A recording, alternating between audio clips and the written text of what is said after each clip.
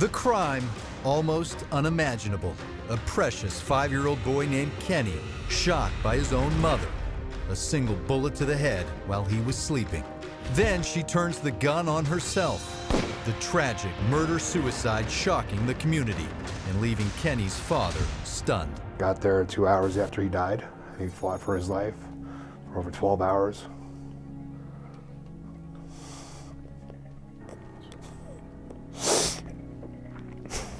Our Denver affiliate KDVR reporting.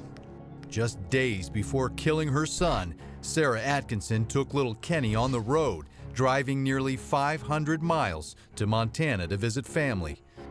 Ken Krusher, the boy's father, was terrified. He says he warned Child Protective Services that his ex might harm their son. He says they ignored his pleas. I've been telling everyone in court this was a possibility, that this would happen. Ken divorced Sarah a few years ago and fought to gain full custody of Kenny, telling CPS that Sarah was mentally unstable and paranoid.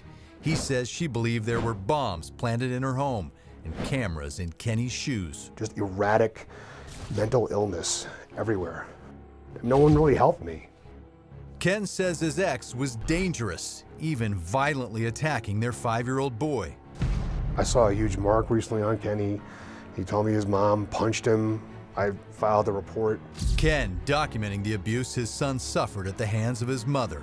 There's no proof. As you can see in this heartbreaking video recorded just days before Kenny died. She punched me like that. Who punched you? Mommy, Why? I hit her. I hit her too. You hit her? Yeah, first. I heard right like that. Ken says he showed the video to a CPS caseworker who said there was nothing she could do. And she stood in front of me and pointed at my closet and said, unless your kid's being stuck in a closet every day or beaten every day, I'm not gonna do anything about it. And if you call back, if I hear back from you about this kind of stuff, I'm gonna take him from you and her. And if that's not bad enough, Sarah hired a private investigator who does not want to reveal her name to follow Ken during the custody battle. She was trying to show that it was her ex-husband who was abusing the boy.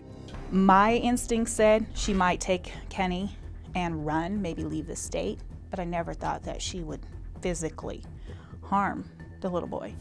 Looking back, the PI says there were red flags and recalls Sarah issuing a chilling warning. She was afraid that the father was going to take the child from her, and she said that she would kill him before she ever let that happen, that she would shoot him and herself.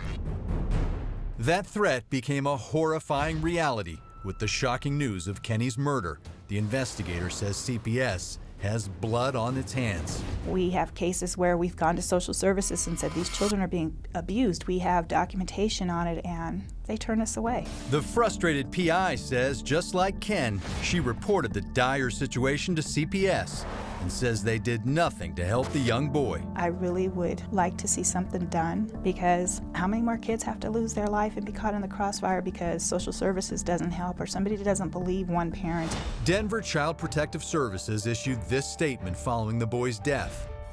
The loss of this child is an absolute tragedy for this family, their loved ones and friends, and for our community and this agency.